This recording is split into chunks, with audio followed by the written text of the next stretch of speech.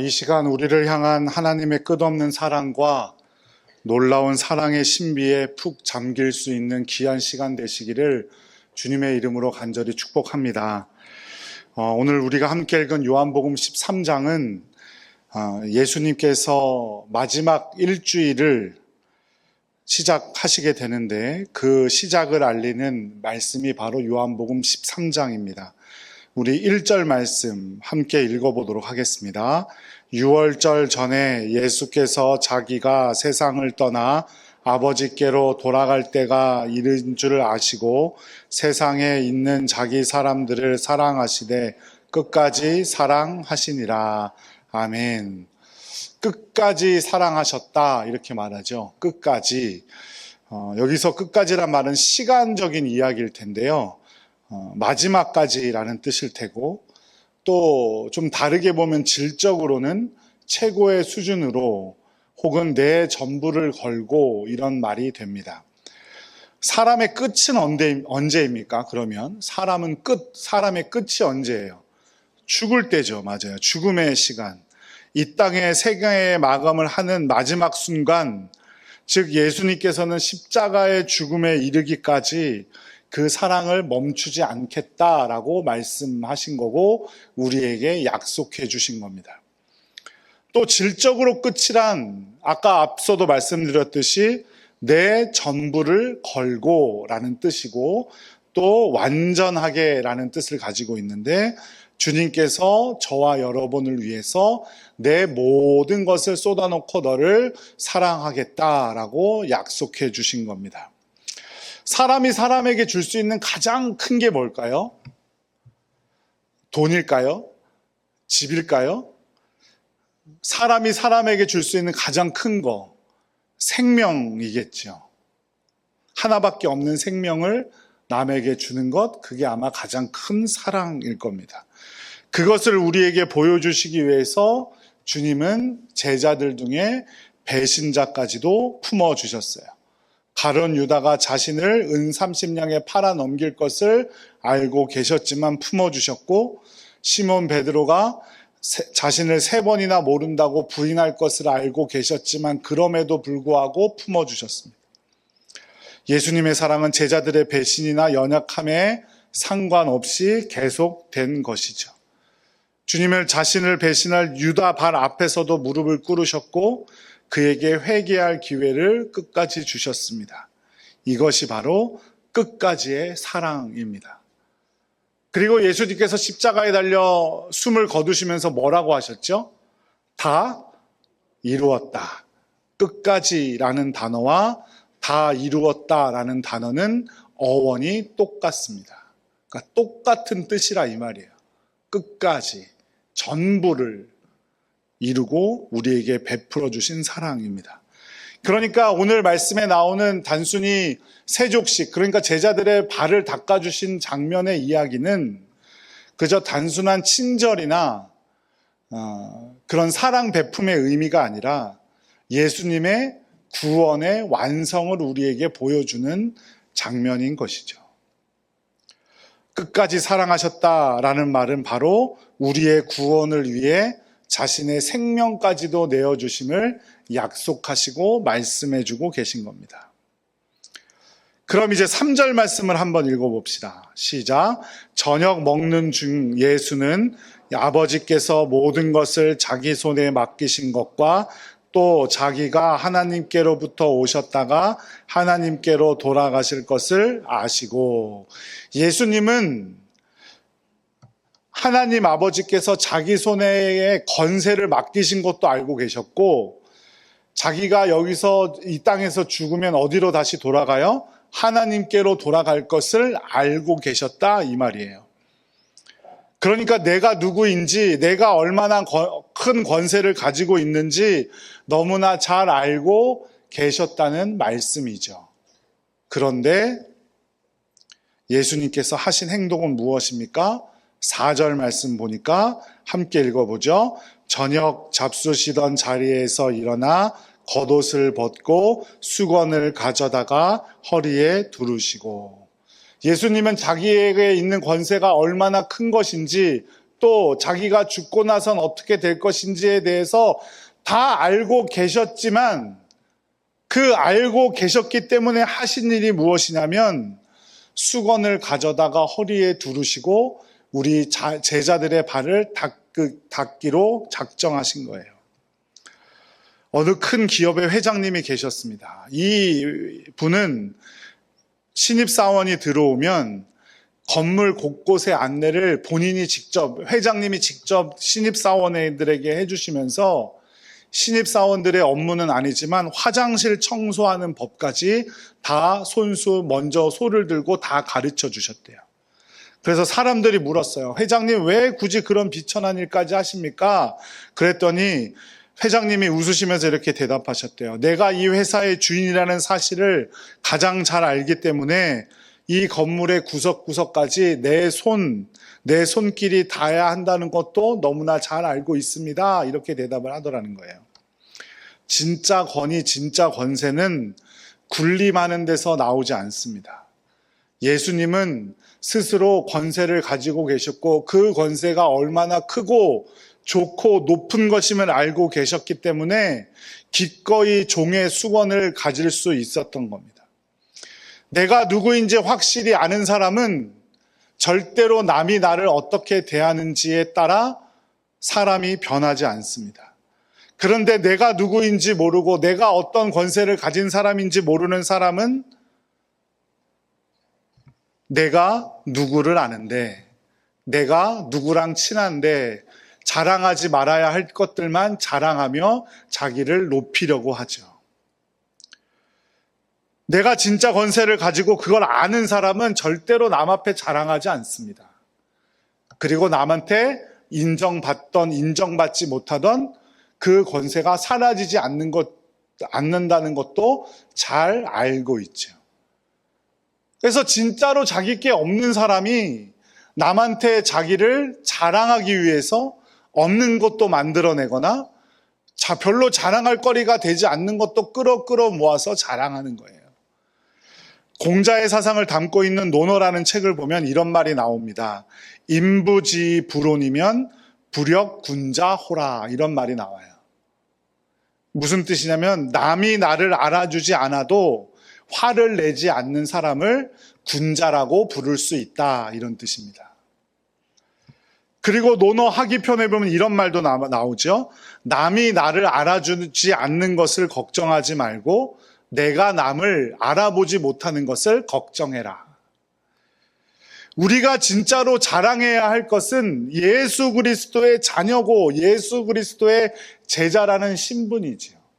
우리가 하나님의 기업을 다시 받게 되었다는 그 상속을 누릴 유업자라는 사실을 우리가 자랑해야지, 우리가 이것을 제대로 믿지를 못하니까 세상에 나가서 나는 이런 차 탄다, 우리 집에 가면 황금 두꺼비 있다, 나는 이런 집 산다, 뭐 이런 것만 자랑하고 다니는 거예요.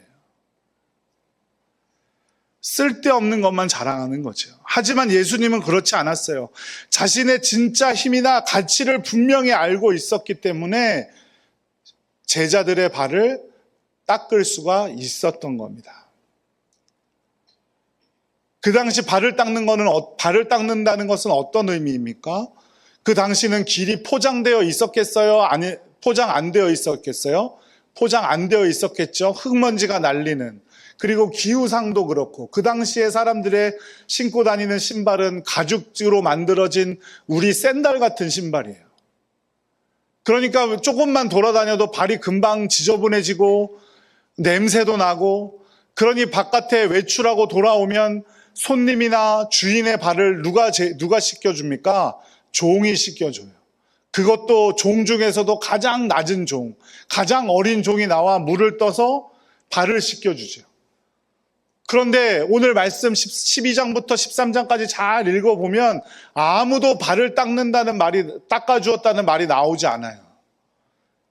그러니까 제자들은 자신이 이 12명 중에 꼴찌는 아닐 거다라는 마음을 가지고 있었던 거죠. 그런데 예수님이 저녁 식사 하시다 말고 제자들의 발을 닦아주십니다.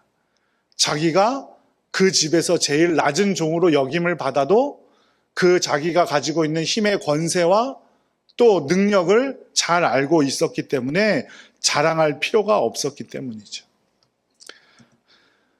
이것이 바로 사랑의 신비입니다.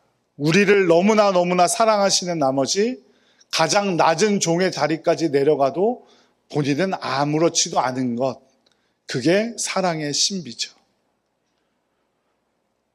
13장 5절 말씀도 함께 읽어보겠습니다. 이에 대야에 물을 떠서 제자들의 발을 씻으시고 그 두르신 수건으로 닦기를 시작하여. 요한복음 13장 4절에서부터 이어지는 말씀을 쭉 보세요. 일어나서 벗고 가져다가 두르시고 떠서 씻으시고 닦으시고, 예수님의 행동이 정밀하게 세밀하게 다 기록되어져 있습니다. 예수님의 섬김이 그냥 대충 하는 것이 아니라는 것을 말해주는 겁니다. 손님과 주인의 발을 가장 낮은 종이 씻어주는데 지금 그 일을 누가 하고 계신 겁니까? 예수님께서, 창조주 하나님께서 그 일을 하고 계신 거예요. 이 세상의 모든 권세를 가진 주님께서 우리를 너무너무 사랑하셔서 그 발을 닦아주시는 겁니다. 우리는 흔히 사랑하면 뭔가 짝이 맞는 것 사람들끼리 해야 될 것 같고, 두 사람이 같이 좋아해야 사랑 같고, 그렇지만 주님의 사랑은 그렇지 않았습니다. 우리가 연약할 때에도, 우리가 주님을 모른다고 하여도, 우리가 주님을 배반하고 배신하고 죄를 지을 때에도 그 사랑은 언제나 우리를 향해 있었음을 꼭 기억하시기 바랍니다. 여기서 발을 씻기신다는 것은 우리의 가장 추한 부분을 만지겠다라는 뜻입니다. 남들에게 보이지 않고 싶은 그 죄의 냄새들, 실패의 흔적들, 상처로 얼룩진 마음들, 그 모든 것들을 주님께서 만져주시고 고쳐주시고 싸매주신다는 뜻이에요. 그 더러운 발을 나에게 맡기기만 하면 내가 씻어줄게 라는 약속입니다. 우리 주님은 겉모습만 고치시는 분이 아니에요. 우리의 가장 깊은 허물까지도 자신의 수건으로 물로 닦아주시는 분임을 꼭 기억하시기 바랍니다. 그래서 복음서 곳곳에 보면 예수님께서 병든 자들을 고쳐주신 후에 뭐라 그랬어요? 내 죄가 사함 받았다, 내 죄를 사하였다, 이렇게 말씀하시는 경우들이 있죠. 그게 바로 겉으로 보이는 모습들 뿐만 아니라 그의 죄까지도 해결해 주시는 주님을 보여주시는 겁니다. 남들에게 보여주기 힘든 그 삶의 상처와 수고로움과 아픔들 주님께 모두 맡겨보시기 바랍니다. 주님께서 반드시 고쳐주실 줄로 믿으시기 바랍니다. 세상은 우리가 아프다고 하면 거기에 더 소금을 치고 약점으로 삼아서 우리를 공격하러 들고 비웃으려 들겠지만 우리 주님은 절대로 그렇지 않으신 분입니다. 그러니 주님께 여러분의 발을 편안히 맡기는 여러분의 믿음이 되기를 간절히 축복합니다. 요한복음 13장 6절 말씀 함께 읽어보겠습니다. 시몬 베드로에게 이르시니 베드로가 이르되 주여 주께서 내 발을 씻으시나이까. 그런데 베드로의 반응을 보세요. 베드로의 반응을 보면 당황을 했죠. 주님께서 왜 내 발을 씻으십니까? 절대로 씻기실 수 없습니다. 그랬더니 예수님의 대답이 뭔지 아세요? 내가 너를 씻어주지 아니하면 내가 너와 상관이 없느니라. 내가 나와 상관이 없느니라. 우리는 흔히 하나님을 위해 무언가를 해드려야 사랑을 받을 거라고 착각합니다. 하지만 예수님께서 오늘 말씀하시는 건 무엇입니까? 예수님이 먼저 베풀어 주신 사랑을 받지 않으면 상관이 없다라는 거예요. 정반대죠. 우리의 사랑과 믿음은 하나님이 우리를 위해 행하신 일들을 받아들이는 것에서 시작한다는 사실을 꼭 기억하시기 바랍니다. 사랑하는 성도 여러분, 주님 앞에서 괜찮은 척 하지 마세요. 내 발 씻겨주지, 내 발은 깨끗하니까 안 씻으셔도 됩니다. 아유, 나는 괜찮으니까 다른 사람들한테 먼저 가주세요. 내가 주님의 씻겨주심을 거절하는 것은 주님의 사랑과 상관없는 자가 되겠다는 무서운 교만입니다. 진정한 겸손은 내 기준을 내세우는 것이 아니라 하나님의 기준을 내세우는 것이고 주님의 말씀에 나를 굴복시키는 겁니다. 하나님의 능력이 너무 크십니다. 너무 크십니다. 찬양하고 기도해놓고 아이고 하나님 이거는 절대로 안 될 것 같아요. 하나님 사랑이 너무 크시죠. 하나님 사랑이 너무 크셔서 어떠한 죄도 다 용서하시고 어떠한 죄도 다 고쳐주실 거라고 믿어요. 그런데 저는 아닌 것 같아요. 이거 겸손인 것처럼 보이지만 그 사실은 숨겨져 있는 더 심한 교만일 수 있다는 사실을 꼭 기억하시기 바라요. 주님이 씻기겠다고 하시는데 안 됩니다 라고 말하는 건 주님의 판단보다 내 판단이 더 옳다는 겁니다. 자기 중심적인 교만일 뿐이죠. 우리는 본능적으로 누군가에게 도움을 주기보다 도움을 받는 것을 더 불편해합니다. 도움 주는 거에 뭐 할 수 있지. 근데 누가 나한테 뭔가 도움을 주려고 하면 이게 뭔가 또 도움 받으면 뭔가 갚아야 될 것 같고 신세지는 것 같고 이래서 잘 안 받으려고 그래요. 제가 이 동네 와보니까 이 동네 분들이 좀 특히 더 그런 것 같더라고요. 이 대전 충청권에 계신 분들이. 그래서 예능 프로그램을 보니까 충청도 분들한테는 꼭 3번 이상 권하라고 하더라고요. 교회 찾아오시는 목사님들한테 차 뭐 드실래요? 그러면 처음에는 뭐 커피 먹을게요, 차 먹을게요 말씀하시는 분이 단 한 분도 안 계세요. 다 괜찮대. 마시고 왔대. 근데 저는 뭐라고 말씀하시던 물을 끓이고 뭐 꾸역꾸역 하면 또 다 드시고 가세요. 이게 뭐냐면 다 뭔가 신세지는 건 아닐까? 뭔가 이런 마음들 때문인 것 같아요. 그런데 주님 앞에서는 여러분 절대로 그러셔서는 안 돼요. 그거 잘못하면 교만으로 바뀔 수가 있어요. 주님을 위해 뭔가 대단한 일을 하겠다고 나서는 분들은 많지만 정작 주님 앞에 자신의 비천함을 내어놓고 그분의 공로만 의지하는 사람은 적다는 거예요. 죄는 너무 커서 주님도 씻을 수 없습니다. 이 정도는 제가 알아서 하지요. 이런 태도 다 교만인 거예요. 주님의 사랑을 거절하는 건 겸손한 것이 아니라 주님의 사랑을 무가치하게 만들어버리는 교만임을 꼭 기억하시기 바랍니다. 그래서 예수님은 거절하는 베드로에게 내가 너를 씻어주지 않으면 내가 나와 상관이 없다라고 말씀하신 거예요. 여기서 말하는 상관이란 그냥 친한 사이 이런 걸 말하는 게 아니고요. 완전한 연합을 말하는 거예요. 완전한 연합.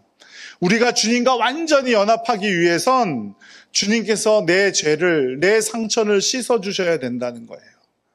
그러니 사랑하는 여러분, 어떤 아픔이든 어떤 상처든 주님께 맡기는 여러분들 되시기를 간절히 축복합니다. 주님이 닦아주셔야 우리는 비로소 정결해질 수 있어요.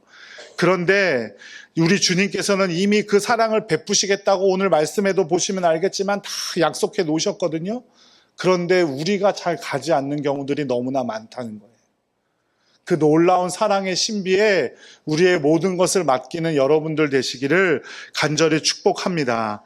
하나님은, 우리 주님은 그런데 그 대가를 절대로 바라지 않으셨어요. 그런데 한 가지 당부를 하시는 건 있어요. 요한복음 13장 15절 말씀 함께 읽어보죠.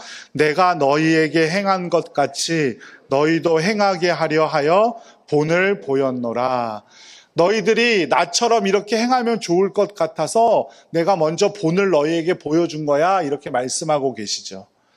그렇다면 우리는 어디에서 주님께서 보여주신 이 사랑을 우리가 실천할 수 있을까요? 첫 번째는 가정에서 할 수 있겠죠. 가장 가까운 배우자들, 또 자녀들, 손주들, 그들의 지친 영혼을 비난하기보다 먼저 허리를 숙여 그들의 발을 씻어주시고 그들의 상처를 보시고 그들을 위로하는 여러분들 되시기를 간절히 축복합니다. 또 일터에서 그걸 할 수 있겠죠. 경쟁하고 밟고 올라서고 하려기보다 누군가의 실수를 조용히 닦아주는 여러분들의 귀한 사랑의 손이 되기를 간절히 축복합니다. 또 교회에서 그렇게 할 수 있을 겁니다. 교회 안에서 서로의 약점을 담당해 주는 것, 그것이 주님의 참된 제자의 도리임을 꼭 기억하시기 바랍니다. 사랑하는 여러분, 세상은 높은 곳을 향해 달려가라고 말합니다. 하지만 주님께서는 이 땅에서 찾아볼 수 없는 놀라운 권세를 가지고도 더 낮아지기로 작정하신 분입니다. 직접 수건을 두르시고 우리의 상처와 우리의 아픔을 씻겨주시겠다고 약속하신 분이에요. 그 놀라운 사랑에 우리의 모든 것을 맡기는 여러분들 되시기를 간절히 축복합니다. 그러면 주님께서 반드시 고쳐주시고 우리를 싸매주실 줄로 믿습니다. 우리가 그 사랑을 체험하고 그 체험한 사랑을 우리 이웃들에게도 실천할 수 있는 우리 모두가 되기를 간절히 축복합니다. 그렇게 된다면 우리 가정에, 일터에, 교회에, 우리가 밟는 모든 지경 가운데에 주님의 놀라운 사랑의 신비가 이루어질 줄로 믿습니다.